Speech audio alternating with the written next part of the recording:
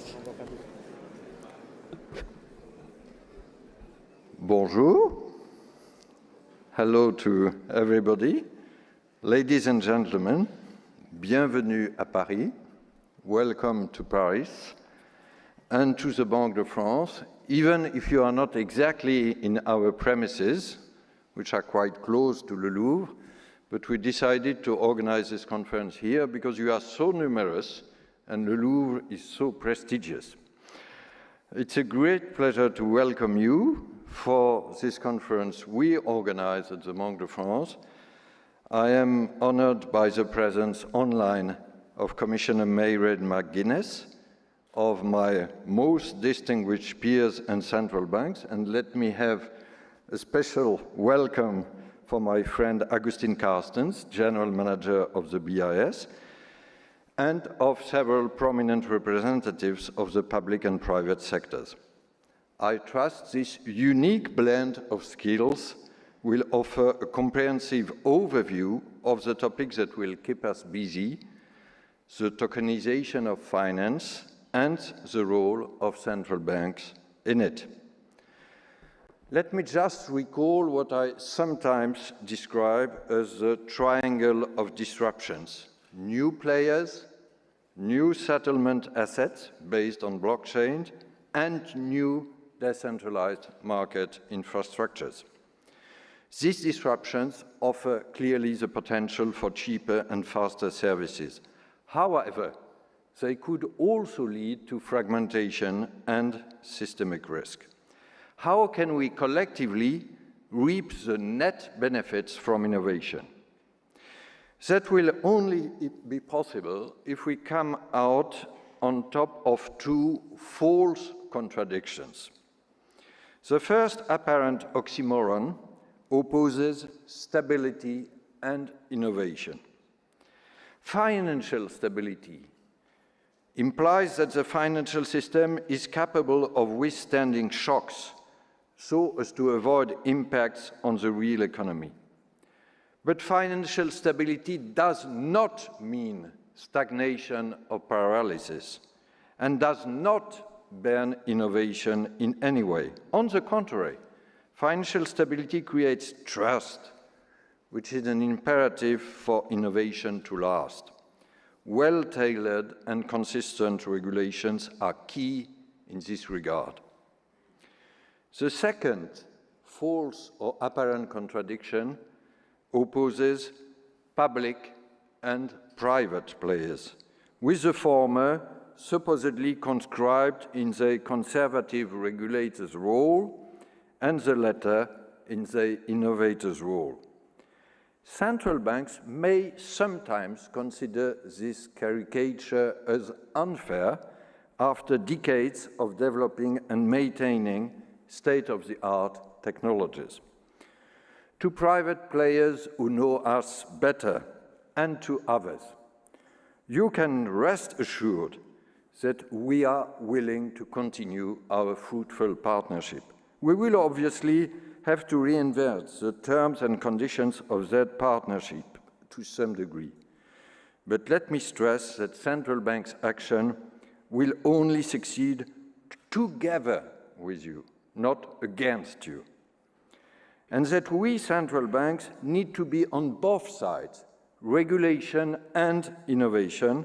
I will now elaborate on these two key issues, started with regulation.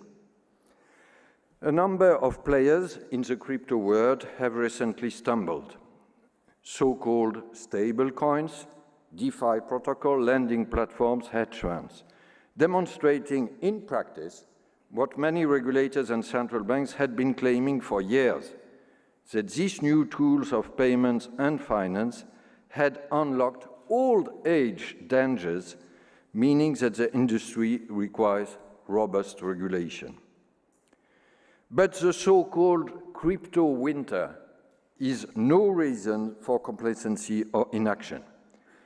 Europe has been a pioneer here, designing and drafting a new regulatory framework known as MiCA, Markets in Crypto Assets, that is tailored to new assets and players. I can only hope for its swift formal adoption as early as March next year, as well as the adoption of the very welcome agreement on the extension of transparency and anti-money laundering rules to transfers of crypto assets. Other major jurisdictions are less advanced at this stage. We should be extremely mindful to avoid adopting diverging or contradictory regulations or regulating too late. Crypto players operate globally, and even their place of establishment is sometimes difficult to determine. We are nevertheless fortunate to have a common international framework facing an international industry. The G7, as early as 2019, on the French presidency, by the way, then the FSB and the G20 have made great progress in this direction. By the end of this year, the FSB will publish updated high-level recommendations. This success shows that regulation of crypto players and crypto assets, and more broadly, regulation of payments, is one course of action where what I would call a pragmatic multilateralism or focused multilateralism can and must still deliver. But to avoid further payment fragmentation, there are two imperatives. First, let us keep coordinated. I am sometimes impressed by the growing number of international bodies which play in the crypto regulations orchestra. We need a strong and a single conductor, and that should be the FSB. Second, let us implement in all jurisdictions. The current moment calls less for further global reflection or ever refining of taxonomies of financial tokens, and rather for decisions and the monitoring of basic, consistent, and robust national regulations. Let me come to innovation, as part of central banks' response, and central banks have here also their own driver's seat. Digital technologies are profoundly transforming finance. And for sure, we will see a significant development of tokenized and decentralized finance. Our stance at the Banque de France is both to support regulatory reform, I insisted on that, and to play an active, innovative role. We have been using blockchains for several years now. As early as 2017, we were the very first central bank worldwide to implement a blockchain solution to manage a repository of creditors. I will come later to our CBDC experiments, but we developed there our own permission blockchain called DL3S, Distributed Ledger for Securities Settlement System. We have also drawn on artificial intelligence for various uses, such as a new Forex tool, trading tool, and supervisory tools. The question that now attracts public attention is whether central banks' investigation phases will lead to the development of CBDCs, central bank digital currency. Almost all of that attention is focused on retail CBDCs. At the same time, we can sometimes hear, and not only from commercial banks, that they are a solution in search of a problem. In my view, let me clearly state it, this phrase simply misses the point. What we are currently doing is keeping our eyes and minds open on this new way of making public money available. In Europe, we are halfway through our investigation phase. The Eurosystem will make its decision by the end of 2023, before a potential launch in 26 or 27. I am sure ECB President Christine Lagarde will later in this conference be able to shed some light on the projects. Let me only stress one thing. Such a digital euro could and should be decentralized in its implementation in the spirit of public-private partnerships I mentioned earlier. But let me now come to the other side of the mountain. On each mountain, you will always find a side that is less exposed to the sun. Here, this northern face is wholesale CBDC. It currently attracts less public interest, although it poses relatively less complex legal issues and has two strong business cases. First, a wholesale CBDC could significantly contribute to improving cross-border and cross-currency payments. Following a first report delivered to the G20 in July last year, the Future of Payments Working Group of the BIS, dear Agustin, has recently finalized a new report outlining options for access and interoperability of CBDCs for cross-border payments. Second business case, a wholesale CBDC could accompany the tokenization of securities as a safe and liquid settlement asset for them in a blockchain technology. Failing to offer market participants a wholesale CBDC could open the door to an extensive use of so-called stablecoins, which would pose a systemic risk.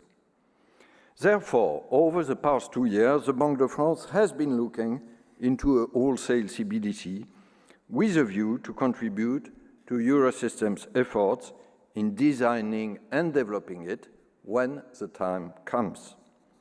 And this time could come sooner than expected with the upcoming entry into application of the so-called European pilot regime in early 2023, less than 6 months from now. This new regulation offers a unique opportunity for the Eurosystem to conduct its own pilot regime in close cooperation with private players. Without over-promising on that pilot wholesale CBDC, we have to seize the opportunity to try out various solutions from next year onwards. Learning by doing is the best way to acquire knowledge. In that spirit, the Banque de France has been conducting, since 2020, 9 experiments with a wide range of partners, and we reported in a publication last November about our first results.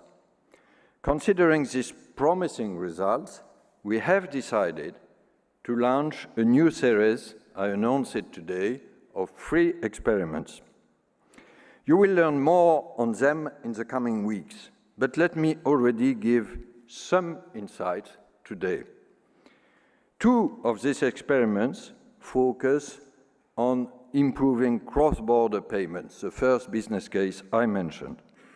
By working on interoperability between CBDCs with innovative solutions, such as a liquidity management tool based on decentralized finance technology, AMM, Automated Market Maker. The third experiment aims at deepening previous ones on the use of central bank money as a safe settlement asset for tokenized securities, the second business case I mentioned. We will do it together with other European partners. It involves issuing and distributing tokenized bonds on a blockchain. Let me conclude by recalling some moment of French history, here in Le Louvre. In 1980s, it was decided to design and build a large glass pyramid, which you could admire, in its courtyard of Le Louvre. The French citizens, the older ones at least, remember that this disruptive architecture by the famous architect Pei was first met with outrage, as critics considered it incompatible with classical style. It was nonetheless built and hence has since then become a new cherished symbol of the Louvre. I hope that we central bankers will find our way to make digitalization fit in the existing architecture while regulating it to the extent necessary. Thank you for your attention, and I would now like to hand the floor over to Commissioner Mairead McGuinness.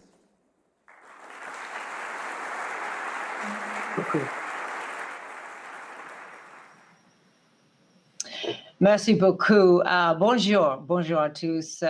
J'aurais aimé être à Paris avec vous aujourd'hui, mais je suis à Bruxelles. So firstly, good afternoon, everyone. Thank you, Francois, for both the invitation and particularly for your wide-ranging opening remarks. You talked about trust in the very beginning of your speech, which I think is so important. And I think your linking to the architecture at the end of your speech was very correct and well said. The one thing that I really want to emphasize, which you already have, is that regulation and innovation are not in conflict, because regulation and innovation should work hand in glove. And if we take the broad example of the single market, by legislating and regulating at a European level, we enable a new business to start up in a member state, but easily expand to another, or indeed a financial institution authorized in one country to finance a company based in another. So rules and regulations underpin a single market that offers both opportunity and security to customers and businesses. In contrast, the area of tokenization has often been described, and you will know this, as a Wild West, a lawless place full of risks and dangers. And I have to say that those lawless days are coming to a close. By bringing in rules, we want to guard against those risks and dangers while allowing us to harness the possible benefits. So today I want to address what tokenization might mean for the financial system, how we are responding to those changes with regulation, and how the public sector, and in particular central banks, might complement what we are seeing in the private sector. So firstly, the challenges and opportunities. Tokenization started as a challenge to the existing financial system. It emerged from a desire to disrupt.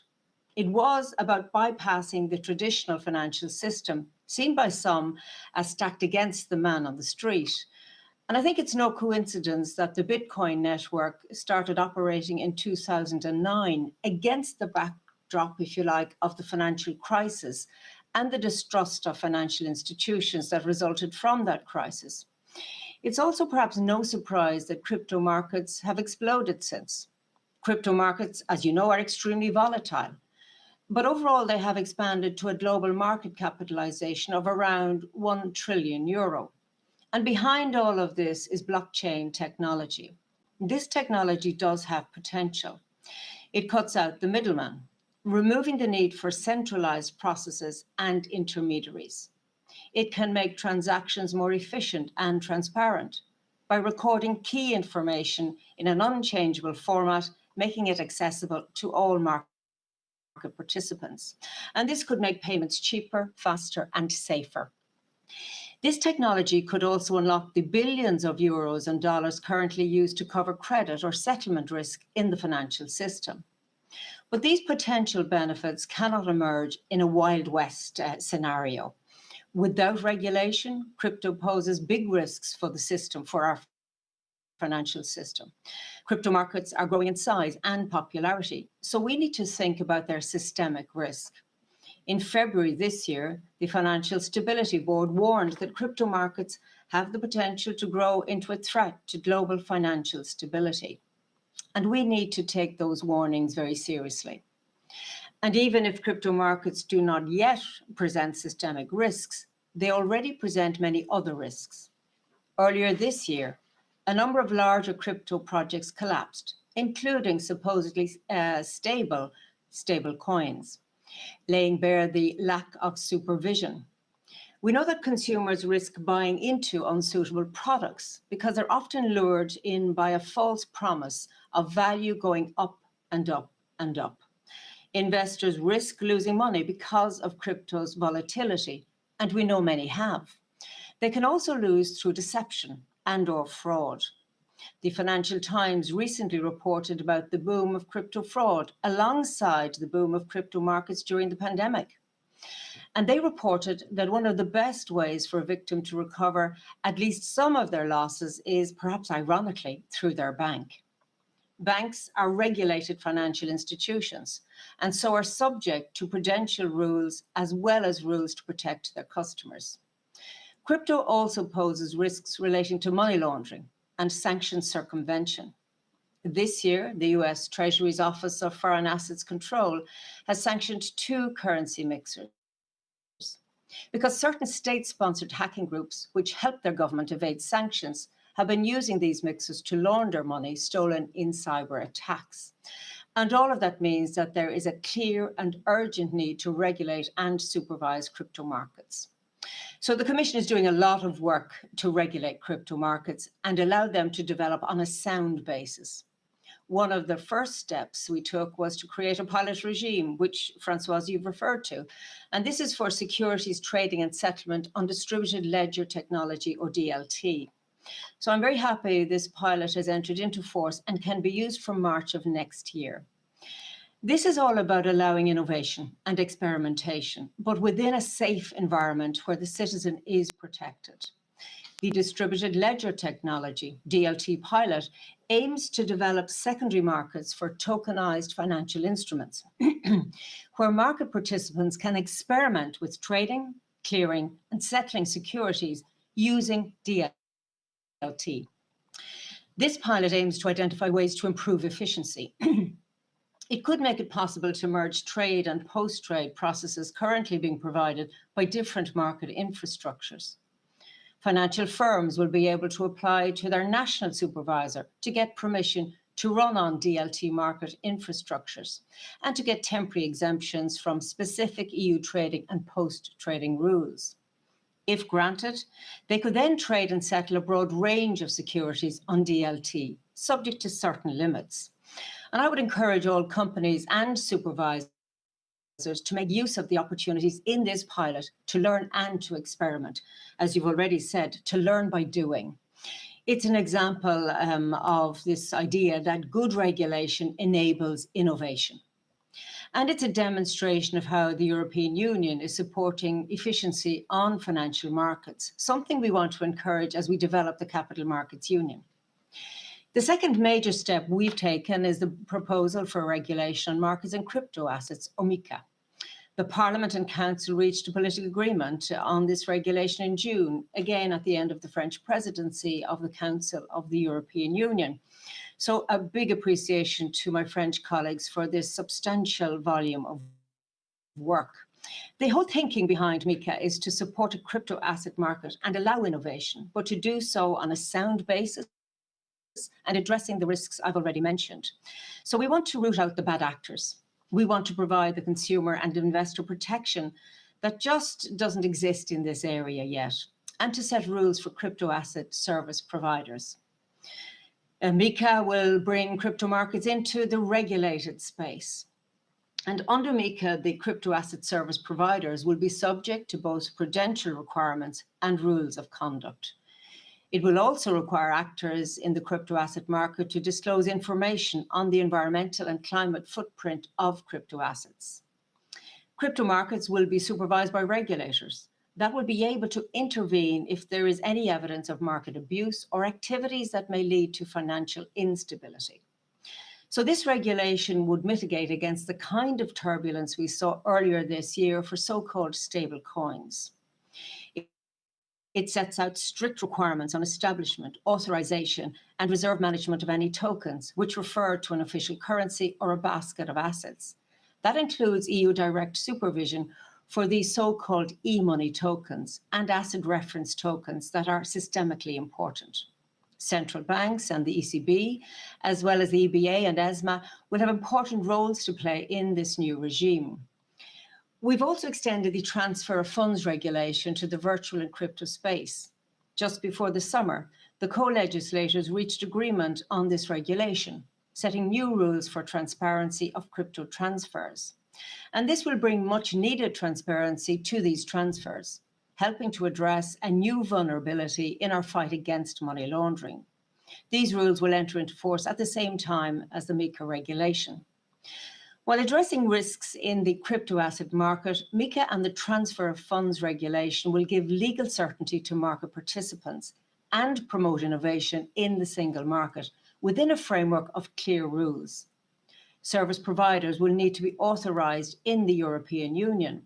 But once they have that authorization in one member state, they will benefit from our financial passporting system to offer their services throughout the EU. And indeed, the EU is among the first in the world to design such a comprehensive regulatory regime for crypto assets. And I do believe this regulation will allow crypto markets to develop on a sound basis. We hope that European firms will take advantage of both these pieces of work, the DLT pilot and the MiCA regulation. While it is noteworthy and good that Europe is a trailblazer on crypto regulation, it's also important to recall that crypto markets are global markets. And that means we need international coordination. And that goes too for decentralized finance.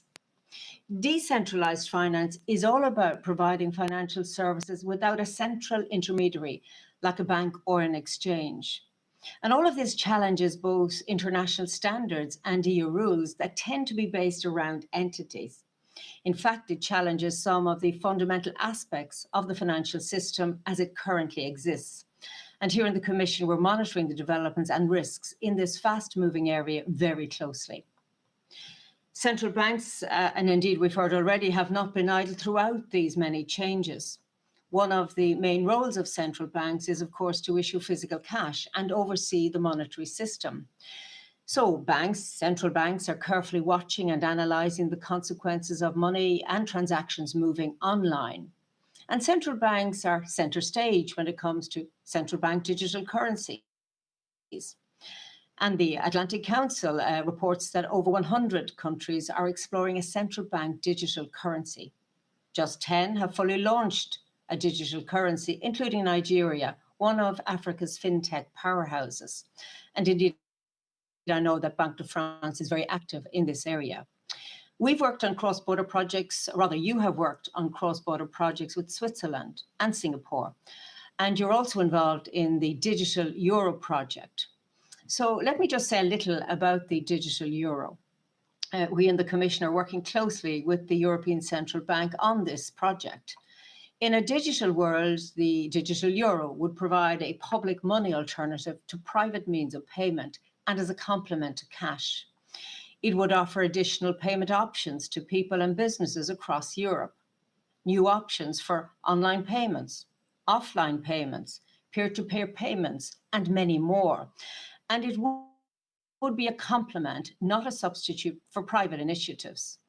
The digital euro could be significant for people and businesses, and we need to thoroughly consider the possible consequences and, of course, to consult as widely as possible.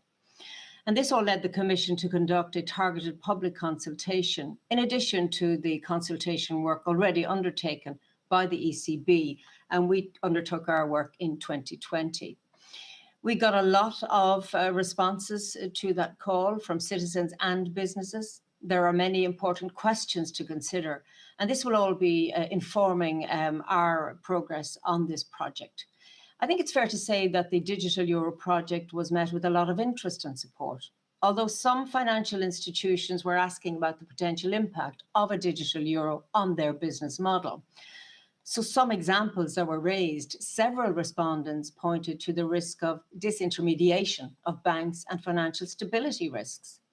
There are big risks that we need to guard against, and we should also look at the role of private market participants in the distribution of the digital euro.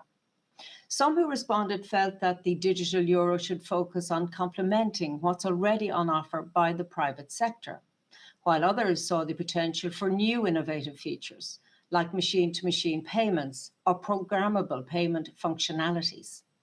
All respondents concurred that people-to-people, and offline payments would add the most value for users, mirroring cash payments. Privacy was a big concern for citizens who responded to our consultation, so we would need to provide privacy while balancing that with the need to address the risk of money laundering. And we should also determine whether the digital euro should be granted legal tender status, like euro cash, or not. So in the Commission, we plan to propose legislation for possible digital euro in 2023, and this will lay down the principles for the digital euro. And the European Parliament and Council will then have the opportunity to debate and amend our proposal. And this legislation would be necessary, a necessary step before the potential issuance of a digital euro by the ECB. And I know Christine will speak about the ECB's perspective on the digital euro project later today. Earlier, I mentioned that over 100 countries are looking into CBDCs. That makes international cooperation absolutely essential in this area, as well as in crypto and decentralized finance. And I welcome that the G7 has laid down a set of principles for central bank digital currencies, which we will be sure to follow. So in closing, the evolutions we're seeing in the financial system are fast moving and represent a whole new ecosystem. And so our regulatory measures, we're acting in a way and thinking in the same way. We need to build a new regulatory ecosystem. The MiCA regulation and the DLT pilot will bring crypto into the regulatory and supervisory fold. A digital euro could complement private initiatives in this area. And meanwhile, we're keeping the growth of decentralized finance under careful review. This new ecosystem holds both opportunities and risks for financial firms, the financial system, and the wider society. So we need to address the risks if we want to benefit from the opportunities. But I think all of us here today are certain of one thing. The old ways of finance and banking are already being overtaken by new digitalized means and solutions. Rules and regulations are essential and must be tailor-made to meet this fast evolving and exciting area. Thank you.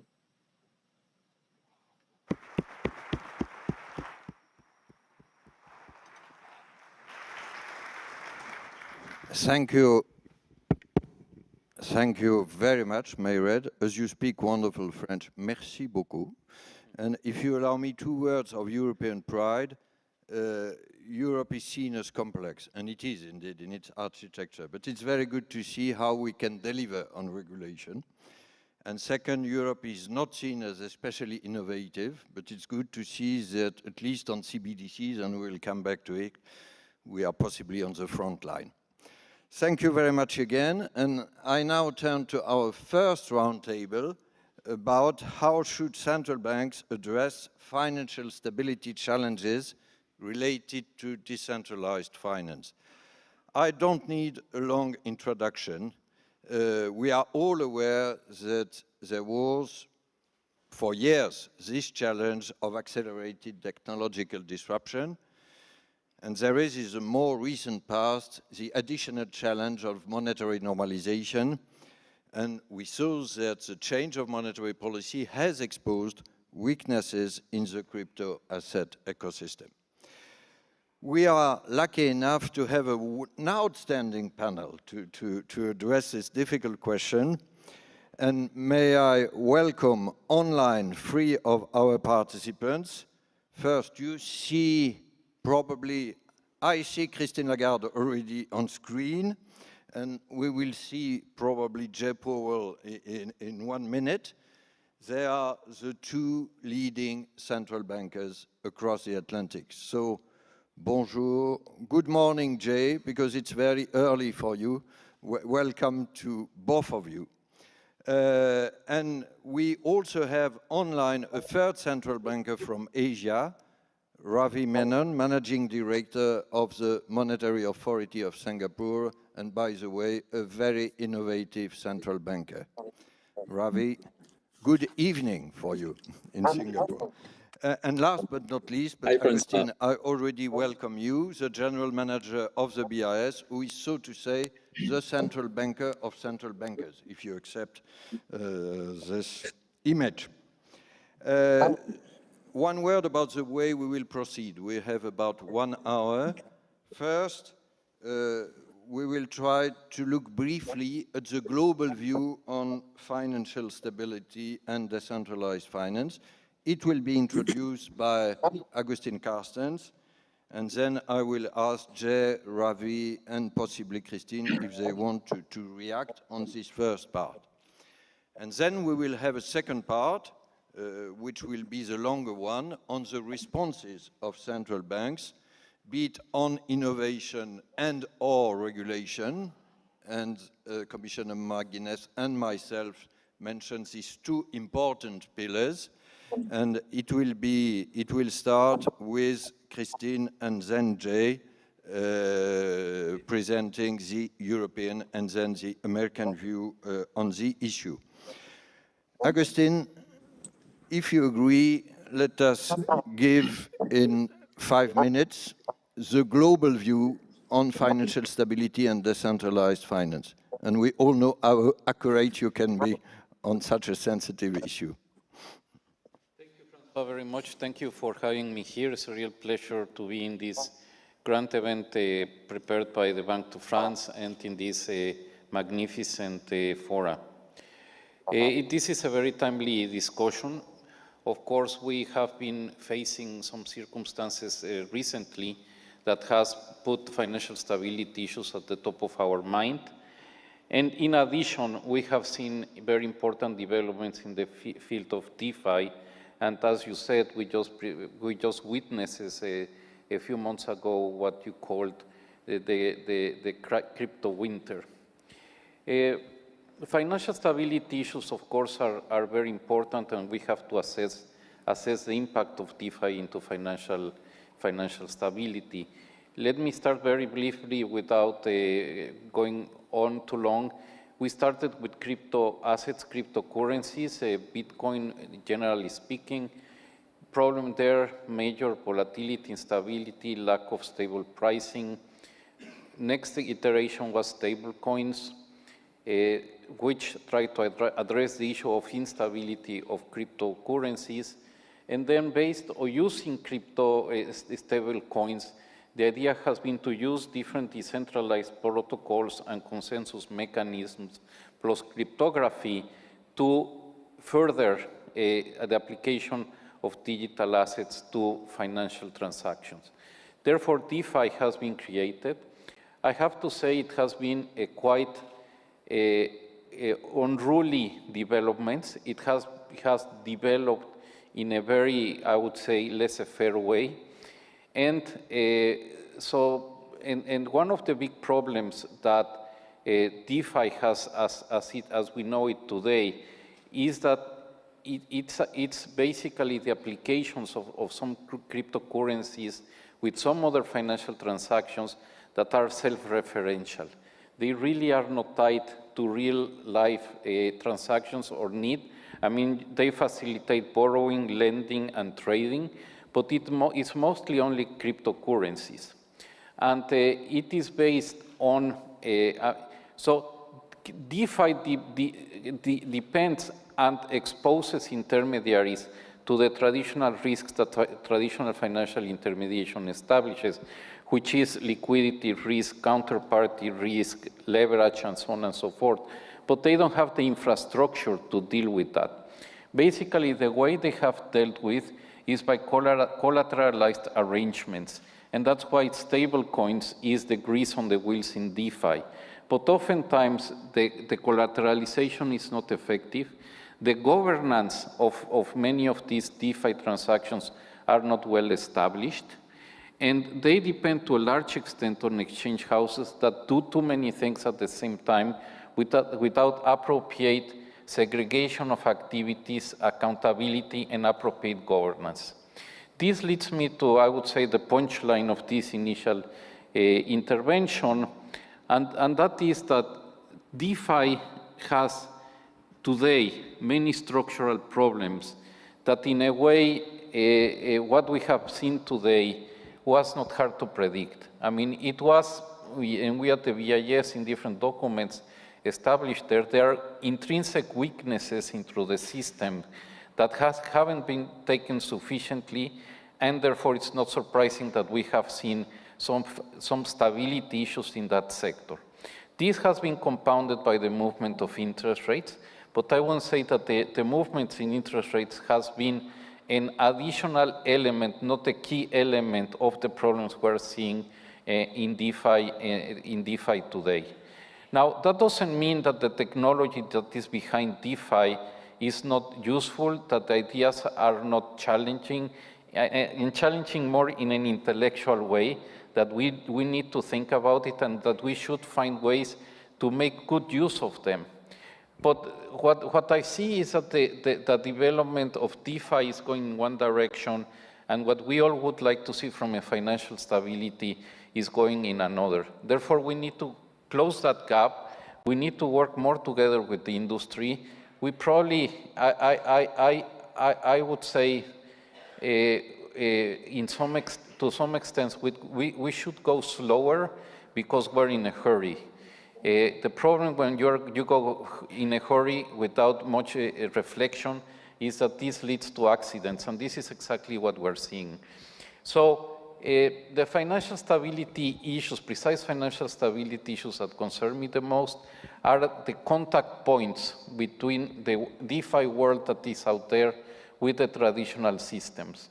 A lot of that takes place through the exchange houses, the ramping up and ramping down of the system, and some leverage or some lending transactions where it is not very clear what is the collateral behind it. I think that we need to address them. I need to address them, but so far I think it is contained. I would say that the huge challenge, and I finish with this, the huge challenge that we face is that DeFi and the crypto world is global and is borderless, and therefore it requires huge amounts of coordination to bring this into an adequate regulatory perimeter that promises safety but also allows for innovation. Thank you. Thank you very much. It's a very stimulating introduction, I must say. Can I ask now our panelists to react and perhaps also to come back to this issue of monetary normalization?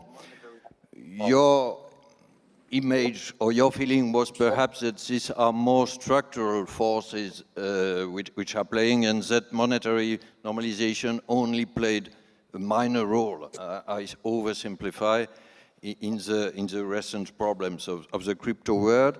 But Jay, if you are ready to start, you are most welcome. And thank you again for being with us in Paris. In Paris, you cherish, I should stress it again. Yes, and I'm sorry not to be able to join you, as you know, in person there today. So I would just begin by thanking you for inviting me to take part, and also by agreeing with with the take that Augustine articulated. To begin with your last question, I do think that the monetary policy normalization that we're seeing all over the world, all it did was simply reveal what we've long pointed out as significant structural issues in the DeFi ecosystem and conflict of interest. And all of those things have been revealed, in effect, as the tide has gone out. So I don't think that's a particularly important part of the question here. Really, the question is that within the DeFi ecosystem, there are these very significant structural issues around transparency, lack of transparency, and I think Augustine did a nice job talking about them. So the good news, I suppose, is that the interaction between, from a financial stability standpoint, the interaction between the DeFi ecosystem and the traditional banking system and traditional financial system is not that large at this point. So we were able to witness the DeFi winter, but it didn't have significant effects on the banking system and broader financial stability. And that's a good thing. And I think it demonstrates the weaknesses and the work that needs to be done around regulation carefully and thoughtfully, and gives us a little bit of time. That situation will not persist indefinitely. Ultimately, that's not a stable equilibrium, and we need to be very careful about, and I guess we'll get to this a little later, but we need to be very careful about how crypto activities are taken within the regulatory perimeter. In any case, wherever they take place, as Augustine pointed out, there's a real need for more appropriate regulation so that as DeFi expands and starts to touch more and more retail customers and that sort of thing, so that appropriate regulation is in place. Come back to regulation in our second part. Ravi, can I ask you a brief reaction also on this financial stability issue? Yes, well, thank you, Francois, and thanks for the invitation to participate in this, and greetings to my colleagues, Augustine, Christine, Jay, good to see you. I generally agree with what Augustine and Jay have said. Let me add a couple of nuances. I would say it will be useful to distinguish the various components of what we call the crypto ecosystem. And I think the way the kinds of risks each of them pose and the kinds of benefits each of them pose and what they mean for financial stability would be quite different. So if you look at, say, tokenized assets, for instance, there are many banks experimenting with this. Basically, you express the ownership rights over an asset as a digital token, and cash and bonds, real assets, intangibles, carbon credits have all been tokenized. These in and of itself, I think, pose lesser risk, but they're not the predominant part of the ecosystem, unfortunately, although I think that's where the real potential lies. Then you have cryptocurrencies, for which I don't see any redeeming value, because they're meant to be used as a medium of exchange within the distributed ledger, but we have all seen how they've taken a life of their own outside and are posing a range of risks, some of which Augustine has spoken about, ranging from consumer protection, volatility in value, money laundering risks, and even financial stability risks if pushed to the extreme. And the speculation in these currencies has led to price changes that are nothing to do with the underlying economic value. And I think with the current monetary policy normalization process and tightening, it is, as Jay said, they're going to expose the excessive exuberance that has been attached to these cryptocurrencies. And I think they're going to be affected badly. In fact, all of us on this panel, I think in our own ways, have been saying this, the risks involved in investing in cryptocurrencies. But who listens to central bankers, right? And I'm afraid it's the time for reckoning has come. I'm a little bit more positive about stable coins if they're done well. Basically, these are digital tokens whose value is pegged to another asset. They can have a good potential as a medium of exchange because they're digital cash, they're programmable, can be put on the ledger, provided their value is fully backed by reserve assets. So the focus of regulation is quite different in stablecoins. If we can crack that problem through an appropriate regulatory regime, I see more promise for stablecoins, and almost by definition, they should, reflect the demand for underlying fiat currencies to which they are pegged. And so the impact of interest rates and all that would be really reflecting the underlying assets. So I think we need to make distinctions across the three. And DeFi is a totally different animal. All these things that we discussed in the crypto world can operate alongside the traditional financial system. In fact, many banks and traditional players are involved in these innovations. DeFi is a totally different thing. And I fully agree with Augustine. There is a lot of stuff that's unknown. I would just say the central problem is that even if you can address the other risks, the big risk is where are you going to apply the regulation to? Because all our regulatory approaches are based on applying regulations to legal entities. In a decentralized world, you can't do that to an algorithm. And pinning that governance and risk management responsibility on the players that can make a difference in the DeFi world is exceedingly difficult. And that's something, if we can overcome, I can see some promise in DeFi. Otherwise, this could be a game stopper. But I want to say that you don't have to go as far as DeFi. crypto assets and digital assets have a role to play alongside traditional finance. Some of them are working, some of them are not going to work. And I think the current normalization phase in monetary policy is going to expose which are the ones that are promising and which are the ones that are purely speculative.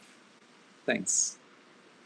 Thank you, Ravi, and I'm sure the distinction you made between different animals will be useful when we will discuss more precisely regulation, as Jay mentioned. By the way, you use the word cryptocurrencies sometime, and usually we central bankers don't like that much the expression cryptocurrencies, because these are not currencies, these are crypto assets. But I'm sure we agree.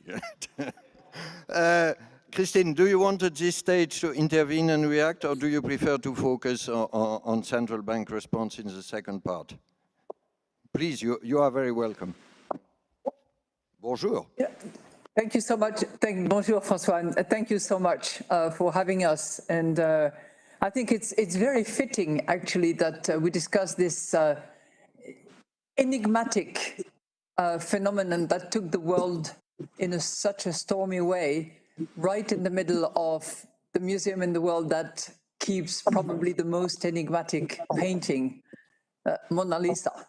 So thank you for having us in the Louvre. It's just perfect. So just 3 points that I wanted to share with you, which I keep thinking of in relation to crypto assets in general and the impact it has had. First of all, the evolution has been stormy. It went from this sort of cultural hype pushed by libertarians, promoted by Satoshi Nakamoto in his wisdom and total anonymity, to being this tool that is now accepted by the PayPal, Visa, and MasterCard of this world, and which has been abused by, whether it was Terra or Luna, but certainly Mr. Do Kwon, who is on the run, is the other side of that enigmatic coin, which warrants the regulation that has been advocated by both Jay and Ravi. Second, where evolution has been critically important, is this search for yield, which has clearly encouraged and accelerated the process at times when across the world we were in the lower bound and where interests to be earned were limited. And third, the world was caught by surprise. And from these regular statements that we all made that, oh, of course it was growing, but it wasn't systemic. Well, we are now at a stage where, you know, between 10 and 15% of Europeans and Americans actually have invested in cryptos in 21.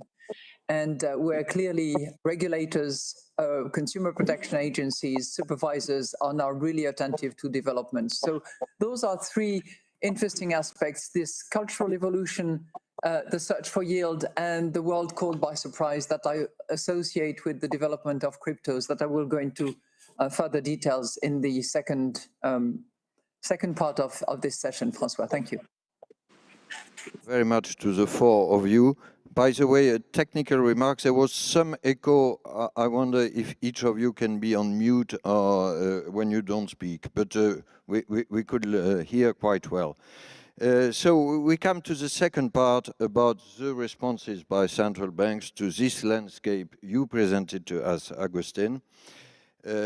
Obviously, it calls into question an almost philosophical point, the relation along history between public and private money.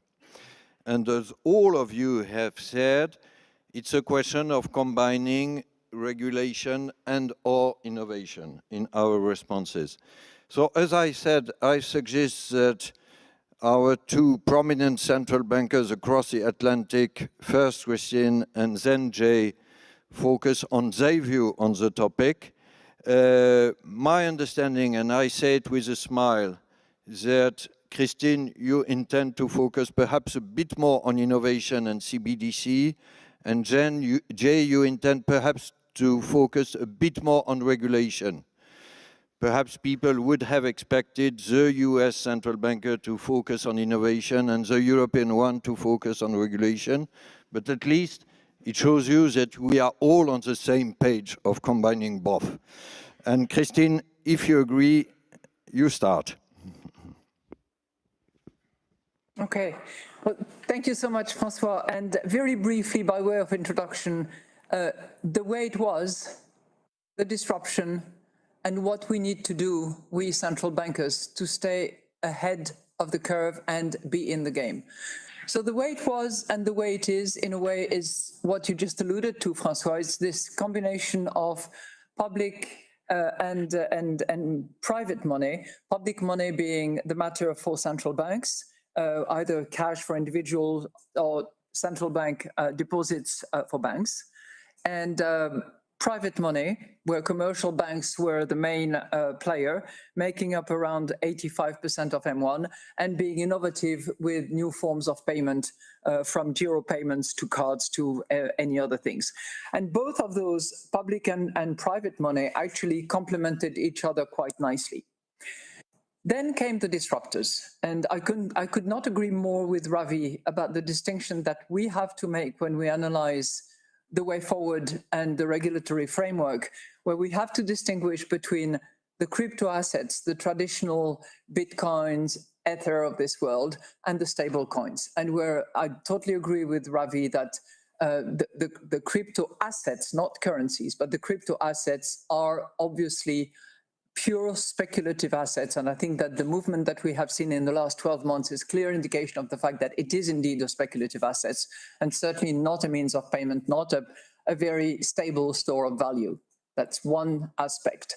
The second aspect, which is more promising, and I also agree with Ravi on that, is the whole sector of the stable coins, which only represent about 10% of the entire crypto universe. So it's very minimal for the moment, but it is promising as long as we don't have players that abuse the system, that pretend that they have liquid assets to back their stable coins, or that it's one for one when in fact it is not one for one, and Terra is followed by Luna bankruptcy. So that is possibly disruptive, but it is, for the moment, as I said, only 10% of this crypto universe that we are talking about. But it has created, and it has probably accelerated, the desire for more innovative ways of paying, more innovative ways of transacting. And as a result, digital payments are clearly in high demand. And this is more so in some countries, less so in others. Just to give you an example from Europe, in Sweden, for instance, there is virtually no cash transactions anymore because cash is not there. Whereas currently in Austria, there is a referendum to defeat a proposed regulation to request that payments be not in cash above 10,000 euros. Well, in Austria, they would like to be able to continue to pay more than 10,000 payments in cash. So there is great heterogeneity in the request, but we can see in the surveys that we have conducted that there is clearly an aspiration, a desire for digital payments, much more so than it was in the past, and this is growing. We are now, in the surveys that we've conducted across the 19 members of the Euro area, we have more than 50% of the respondents who say, we want digital payments. Well, less use of cash, demand for secure and riskless payments. Where do we stand? We central bankers, we have been operating as a monetary anchor in relation to the commercial banks and the private money. If we are not in that game, if we are not involved in experimenting, in innovating in terms of digital central bank money, we risk losing the role of anchor that we have played for many, many decades. And we have historical examples of period where the central bank monetary anchor was not there, and that precipitated crisis after crisis. That certainly was the case at the time of the free banking in the 19th century. Do we want to go back to those days? Probably not. I would say certainly not from our vantage point, as a result of which we have to respond to the demand for those digital payments in order to maintain the role of anchor that we have been playing regularly. So what have we done here in Europe and with the whole Euro system, including all the central banks that are members, including notably the Banque de France, which has been very active, but also Banca d'Italia, Bundesbanks, and a few others, but certainly all around the ECB. We have decided early on to start experimenting discreetly and try to understand the concept, the preferences, the media that could be used, and the characteristics that should be presented by the digital euro, as we call it. We're not the only one. Back when I started as president of the ECB, there were about 30 central banks that were looking at it. As we speak now, and I have nothing to do with it, the BIS, I think, has done an inventory of who is doing what in the zoo, and there's more than 100 central banks that are currently looking at CBDCs and exploring what characteristics it should have. So for us, it's the digital euro project. We will decide in about a year's time whether we actually move into a additional phase and prepare the post-prototype phase. We are now currently in the prototype phase, and we're certainly not ahead of the game because PBOC in China is ahead of us and a few others, but we are not doing badly in terms of timetable, and we are sticking to it. What I would like to do, François, is just very briefly go through the characteristics that we see as important. First of all, it has to be a convenient medium of exchange, that it becomes part of everyday's life for the Europeans. Number two, and why is that? Because customers, Europeans who have been surveyed, have indicated that they want to be able to pay anywhere and expect instant, easy, and contactless payment, especially person-to-person payments. Second, it has to be a success. It is not a venture that you can go lukewarm. You have to be 100% sure that it will actually work. You cannot fail on that one. There are pitfalls, obviously, and if a digital euro is overused, for instance, as a form of investment, it could crowd out commercial bank deposits and affect credit intermediation in the economy. So while we talk about DeFi, which is disintermediation essentially, and finance determined by protocol, the way we are thinking about it includes actually intermediaries and makes sure that commercial banks are part of the system. We also believe that there should be well-designed safeguards that either would include limitations to the holdings or would include a sophisticated tiering system in terms of remuneration in order to prevent that the digital euro become a very attractive investment more than a mean of payment. We want appropriate pricing and distribution via payment service providers, because as I said, it's not something that would be done in abstracto without the intermediation of the commercial banks or other private parties, actually. But certainly the pricing should be right. And all of that is intended for the retail segment of the digital euro, which doesn't mean to say that it would exclude, quite to the contrary, actually, a wholesale settlement infrastructures that is often referred to as the wholesale CBDCs. Actually, that in a way exists already, although in maybe a preliminary and not sophisticated enough form, but certainly the wholesale CBDC must be explored, must be part and parcel of the overall system. And I know this is something that, François, you feel strongly about, as I do. And the settlement infrastructure on which we operate, which has a dimension of digital about it, needs to be significantly upgraded and needs to be made more digital than it is at the moment. And in that respect, if the counterparties, if the commercial banks with which we operate expect distributed ledger technology to be part of the improved infrastructure payment, then we should certainly be open to it and be prepared to endorse the digital ledger technology as part of this improved infrastructure mechanism. So well advanced on our way and moving into, as I said, prototype phase that would precede the decision by the Governing Council to effectively move ahead with the project. Thank you, François. Thank you very much, Christine, for sharing with us in such an open and clear way your thoughts and questions on CBDC, including how to work with intermediaries. And I'm sure it's of great interest for the participants in the conference. Jay, can I now turn to you? And you insisted rightly on the importance of regulation.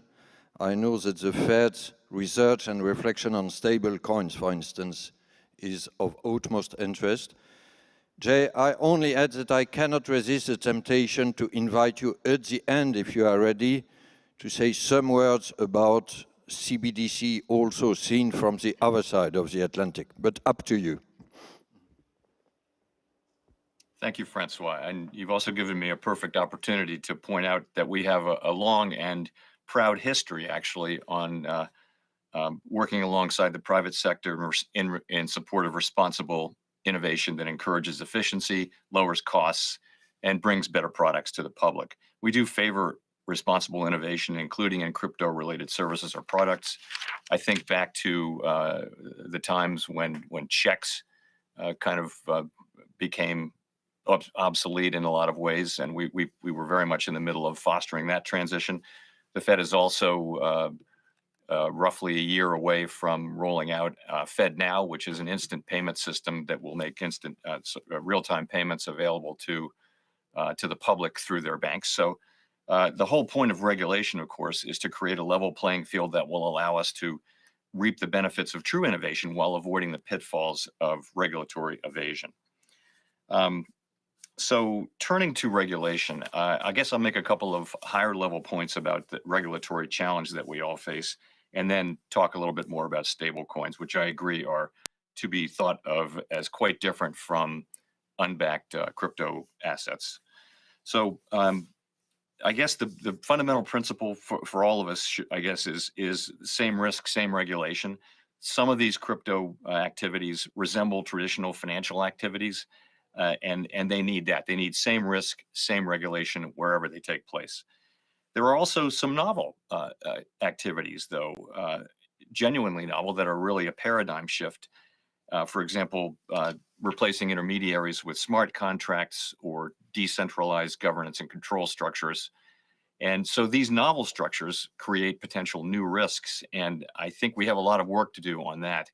We've got a lot of work to do across both the more traditional looking parts of DeFi, but especially for the novel aspects of it. An example would be unhosted wallets, for example, which allow users to custody their own crypto assets. However, they can also be used to evade sanctions or engage in money laundering. And there are other novel aspects of it that are quite challenging. Not least, as I guess two of my colleagues have pointed out, the fact that this is a borderless world, and just we look to regulate an entity. And as I think Ravi pointed out, if that entity is an algorithm, how do we do that? So there's a lot of work and a lot of thinking to do to determine what practices are acceptable, which ones are flawed and predatory, what can be done to address these problems. This is new technology. It certainly has the possibility to bring improvements and efficiencies to the financial system. We've got to realize, though, that in some cases, these apparent efficiencies are really superficial in the sense that the cost saving comes from ignoring risks or failing to maintain appropriate levels of assets and liquidity to deal with those risks in good time and bad, and from complying with laws. So those are some higher level points. On stable coins in particular, so as I think others have pointed out, most of the usage of stable coins now is on the crypto platforms. In effect, stable coins are a money-like asset that is used to settle transactions on DeFi platforms. But many stablecoin issuers are talking about it, and there's a great deal of interest, I think, everywhere among potential stablecoin issuers to reach the general public more broadly, including retail payments and that sort of thing. And I think so. That's really what our main focus here, from a regulatory standpoint, is should stablecoins be used in that way, much more broadly, much more public-facing, away from the crypto platforms? What's the appropriate regulatory structure? And we have a group of U.S. regulatory agencies under the leadership of the Treasury Department put together a proposal or an analysis and a proposal, and we encouraged Congress to pass legislation, which we think is needed for this kind of stablecoins. I'm happy to say that the House Financial Services Committee here in the United States is working on a bipartisan bill. And that's a very constructive enterprise. I will say that from the standpoint of the Fed, the central bank, we think that the central bank is and will always be the main source of trust behind money. Stable coins essentially borrow that trust from the underlying issuer, and in many cases, these are dollar stable coins, so they're really borrowing that trust. These are private forms of money. They will be subject to runs if the assets, if their reserves are not full of very high quality assets. So there's a regulatory job to be done there. We also think if you're going to have private money created across the country, really there needs to be a federal role. I would liken it to what happens with the dual banking system here, where there's a very important role for state regulators, but there's also a role for any commercial bank in the United States.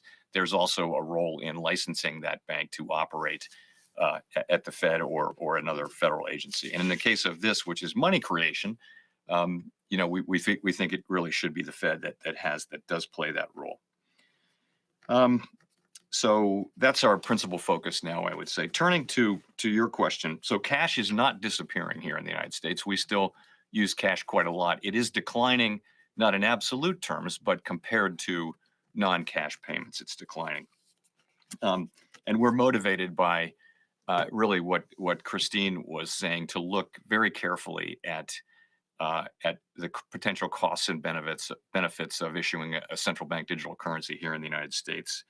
So we agree that the central bank has always provided the stable, trusted anchor for the currency. That's really perhaps our most fundamental role as central banks, one of the most fundamental roles anyway. So we're looking at it very carefully. We're evaluating both the policy issues and the technology issues, and we're doing that with a very broad scope. We have not decided to proceed, and we don't see ourselves as making that decision for some time. We see ourselves as working in collaboration with both Congress, of course, but also with the executive branch, which brings expertise to many of the issues that we have to deal with here. And at the end of the day, we will need approval from both the executive branch and Congress to move ahead with a central bank digital currency. So we see this as a process of at least a couple of years where we're doing work and building public confidence in our analysis and in our ultimate conclusions, which, as I say, we certainly haven't reached yet. I guess I would just say that's where we are. We've got a lot of work to do. There are many more things to say, Francois, but I'll stop there. Comments, in my view, about central bank money, trust, and stable coins were very enlightening. Do you allow me one further question, Jay? Listening to you, I was thinking that perhaps dollar-based stable coins are not that different from MMF, money market funds. Would you agree with this parallel? And could it mean that their regulation should not be that different from the regulation of MMF? I think, Francois, that's a very reasonable observation. If you think about, and these are not the stable coins that are being used on the crypto platforms. This is a world in which stable coins are being offered more to the general public. So they have aspects of bank deposits. You could say they have aspects of money market funds.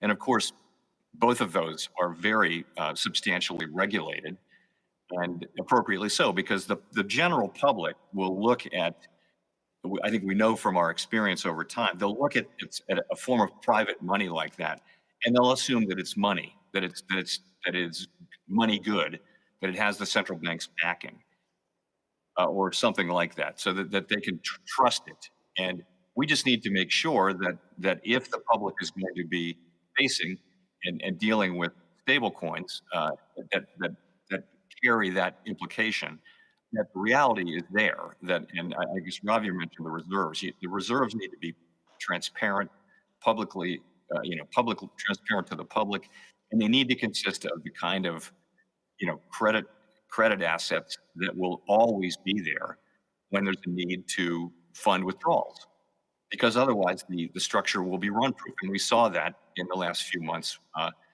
in a couple of cases where stablecoins were not able to handle the withdrawals, and we saw it regularly with money market funds in the last two financial crises. In both of those cases, some of the money market funds were not able to, or really struggled to keep up, and the Fed had to step in and provide liquidity to that part of the market. So again, that's another form of private money, and we think it needs appropriate regulation.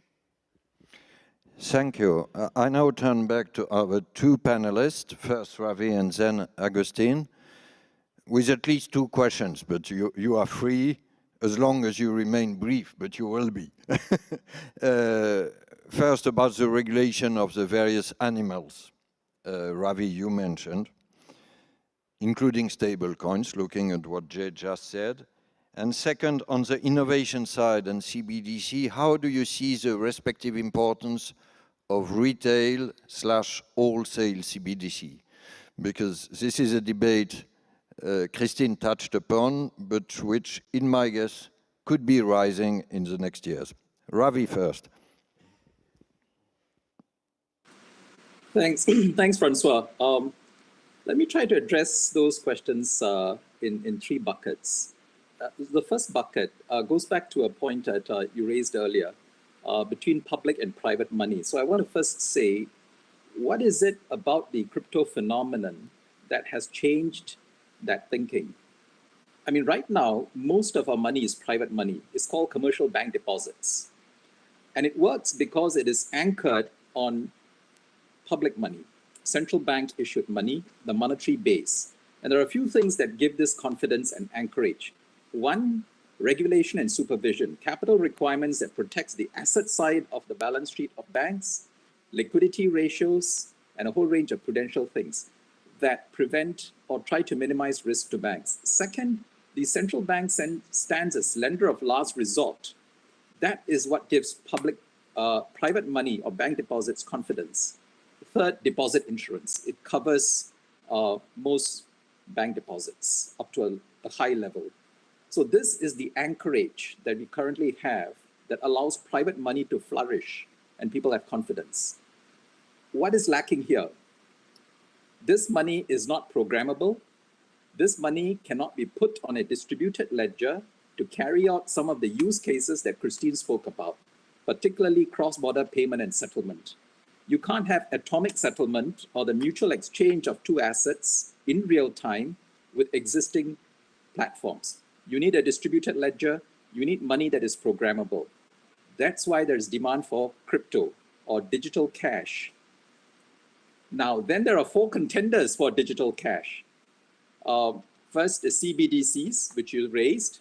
Central bank itself issues the digital cash.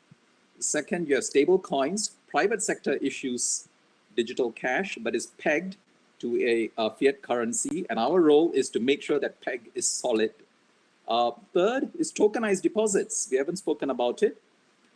Existing bank deposits, a part of it could be tokenized and put on the ledger to carry out all these use cases and benefits. And the same protection that the banks have will apply to these in theory, at least. And that's something we regulators need to think about.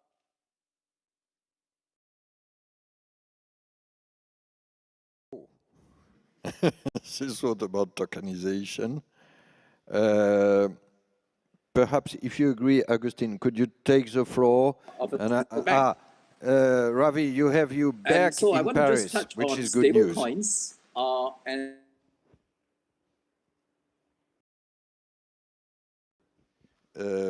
can I ask the technicians to try to settle the issue, and Agustin, if you are ready to react on this question of working. Can we have a call with Singapore and check how it works? Ravi, we will come back to you if you can listen to me, because we have a slight technical problem. Agustin will intervene and you will be back. Okay? Okay. On the regulatory issue, I think that there are many dimensions.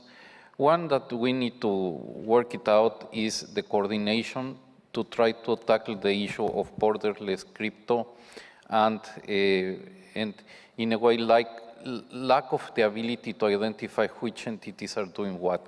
Now, given said that, I think that we should not completely sacrifice to think about regulation both through activity-based regulation and entity-based regulation.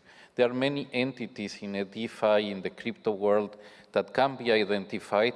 For example, who establishes the rules of the algorithms? Who takes the decisions about stable coins? Those are centralized entities. As a matter of fact, what we have said in the BIS, there is an illusion of the decentralization. At the end of the day, they are quite well identified central players that can be regulated, and I think we should move in that direction. I also think that we should have the ability to question the universal application of same activity, same risk, same regulation. For example, a repo done for DeFi purposes by an exchange that doesn't have limits on capitalization, doesn't have liquidity rules, doesn't have leverage rules. They can do repo ad infinitum, without supervision of the collateral that is involved in a repo. Is a repo done in the DeFi context the same as a repo done in the banking system? For me, it's a very different animal. Therefore, I think we should have that flexibility. So big challenges there, and I think they're very, very important. And as a matter of fact, I fully support the view that Christine mentioned at the beginning, at the outset of her intervention. Search for yield, the blow of search for yield was a huge contributor, not the only one, as I said, for the deflation of the crypto world, but had to do a lot with the quasi-Ponzi scheme that was going on because of lack of regulation and abuse of figures like repos. So I think we need to have that nimbleness to do all this. Now, in terms of CBDCs, I think what Jay and Christine has said is precise. I don't have much to add, but I would build a little bit more in the direction of where Ravi was going, and that is, I think CBDC can really become programmable and can facilitate the incorporation into more traditional type of transactions of many of the ideas behind DeFi, like programmability and so on and so forth. So I think that the nimbleness that, for example, stable coins bring to the table should be provided by CBDC. And as a matter of fact, it shouldn't be that difficult. What does stablecoin mean? Stablecoin means it's a digital asset that doesn't have value in itself, and it has to import its value from trusted money issued by central banks. So, but if we have already trusted money, why do we need to export that value to another currency? Well, let's just present that money with the adequate technological representation that would allow for innovation and evolution of the payment systems and the financial system in the way it is being pursued through DeFi. And Agustin, I push the question on wholesale versus retail CBDC. If I was to be provocative, I would say that the BIS Innovation Hub, to my knowledge, is mainly focused on wholesale CBDC. Do you believe in retail CBDC? Yes or no? I think it's a public choice. I think my basic point is it needs to prove its value. But one thing that we as central bankers, at least that's my opinion, personal opinion, cannot afford is if the public wants a central bank issued money for retail, we should be ready to provide it. I mean, if the society demands that, we should be able to provide it. I think we should do the work. If people do not want it, well, that's fine. But if people really want it, I think it behooves us to be ready. Thank you. Ravi, we will turn back to Singapore. Sorry for this technical problem we have. By the way, I turn to the organizers. We will perhaps have 3 to 5 minutes at the end from 1 or 2 questions from the audience. So we will see if it's possible, but if you have questions, don't hesitate. Ravi, you are back. Thanks, Francois. I'll just pick up from where Augustine left off. I'm a bigger fan of wholesale CBDCs than retail CBDCs. As I said earlier, the critical problems we're trying to solve can be solved by programmable money in the form of private stablecoins, tokenized deposits, or wholesale CBDCs. And I think the future landscape will have all three in play. And I think that's not a bad landscape, provided we can regulate stablecoins well. And the other two, will follow suit. Retail CBDCs, I think, is a public choice. It's not required to solve any specific problem of the kind we're discussing, whether it's trade finance, cross-border payment settlement, post and pre-trade capital market activities. You don't need retail CBDC for that. Wholesale CBDC, stable coins, and tokenized deposits can do it. So retail CBDC is a separate choice. I think it's a political economy choice and a public choice. A quick word on stablecoin regulation, which I think is where the crux of our focus ought to be. And Jay has highlighted the things that we're doing at the international community level. I think there are three issues we need to pay close attention. Jurisdictional differences in stablecoin regulation, I think, can be very challenging. The thing is this, the same stablecoin can be issued by several entities across multiple jurisdictions. So the same coin issued in the US and issued in Singapore could be subject to different standards. And this is and so we do need regulatory alignment, and this is something the international community is focused on.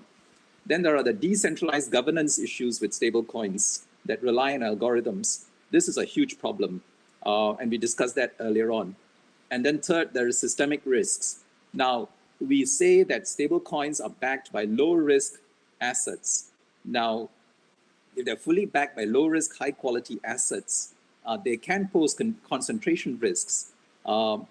In times of stress, multiple stablecoin issuers can concurrently suffer from mass redemptions, leading to a fire sale of underlying financial assets, because these are a limited class of financial assets which we regulators would deem as low risk and high quality. So I think this is one risk we need to look at. So, but these are solvable problems, unlike the DeFi problems, which are almost conceptually difficult at this point in terms of regulatory technology to try to solve. I'll stop here. Thanks. Thank you very much. I just check whether Christine or Jay would want to have a short reaction to what Agustin or Ravi said. Up to you. No? Up to you. Okay. Then if we can have a light on the audience and see whether there are some questions. I said for our free online panelists, we have a wonderful audience in Le Louvre, about 400 participants, but I'm just checking. No question?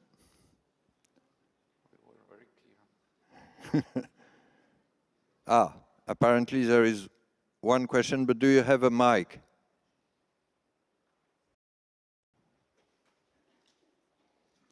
Here?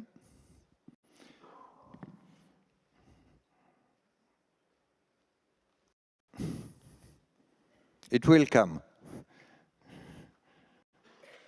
If you just are ready to introduce yourself and put your question briefly, thank you very much.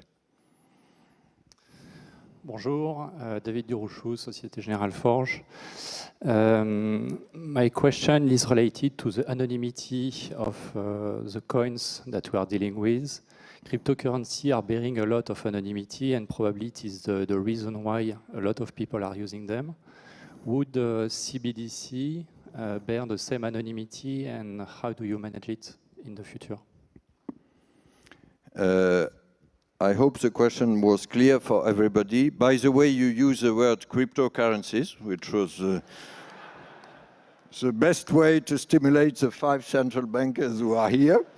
But I don't know who would jump on the question. And Jay? Sure. I'll just say briefly, Francois, that we haven't made, as you know, decisions to proceed or not, but we issued a discussion paper in January of this year, and we said that we think that there are 4 characteristics of, if we were to pursue a CBDC, it would at a minimum have the following 4 characteristics. First is intermediated, Second is privacy protected. But third is identity verified. So it would not be anonymous. It would not be an anonymous bearer instrument. And fourth is transferable or interoperable. So we would be looking to balance privacy protection with identity verification, which has to be done, of course, in today's traditional banking system as well. Thank you very much for this answer. Christine, sorry, you raised your hand. I didn't see it. Please. Very briefly, François. Two things. One is when we surveyed Europeans, the first concern that they had, in addition to the support to the digital euro, was privacy. Privacy is first and foremost on their mind when we develop the digital euro. In terms of anonymity, there would not be complete anonymity as there is with banknotes, for instance, but there would be a limited level of disclosure and certainly not at the central bank level. Okay. Agustin or Ravi, nothing to add. So, if you agree, we will stop there to be on time. May I thank warmly our four panelists, because I hope this appreciation was shared with the audience, but it was really a high-level conversation and very useful, including for me. I don't want to sum it up or to conclude, but perhaps 2 or 3 key takeaways.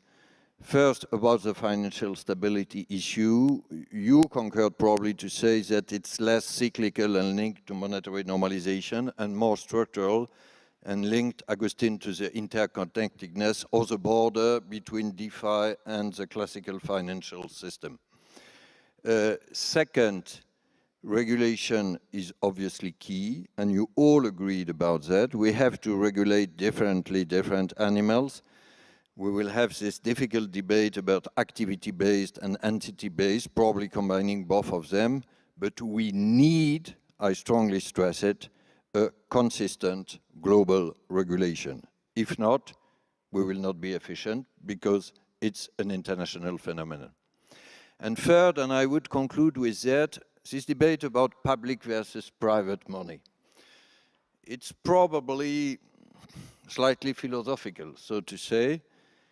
Is our debate today about regulating private innovation, which already brings much, and Jay and Ravi, you were very eloquent on this issue, or do we central banks to go further and still providing public money in this new tokenized and digital form?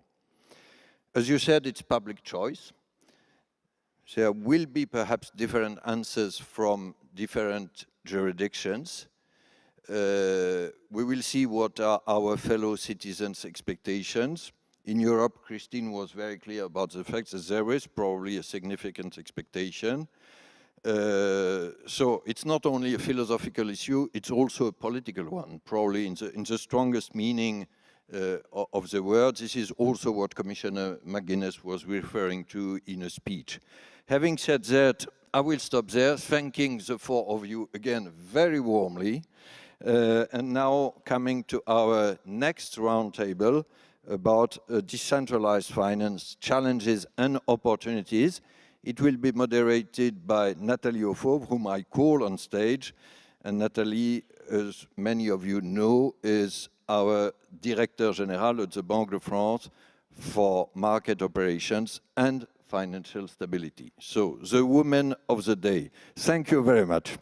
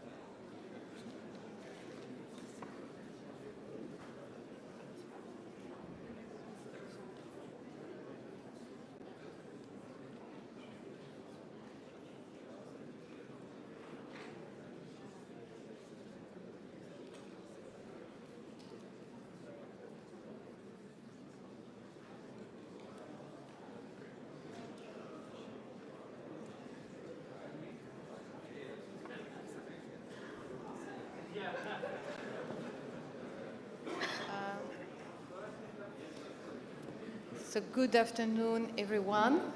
I propose that we try to go on with this event. So I was very well introduced by the governor, so I don't need to come back on this. And I'm very pleased to moderate this second roundtable on decentralized finance, its opportunities and challenges. So after this fantastic first roundtable, where we got the most updated views of on the topic by the most prominent representative of the official sector, we turn now to the private sector. And this roundtable, we will discuss the challenges and opportunities of DLTs and of DeFi. So it was very well clarified in the previous roundtable that we must make a distinction between the technology, innovation,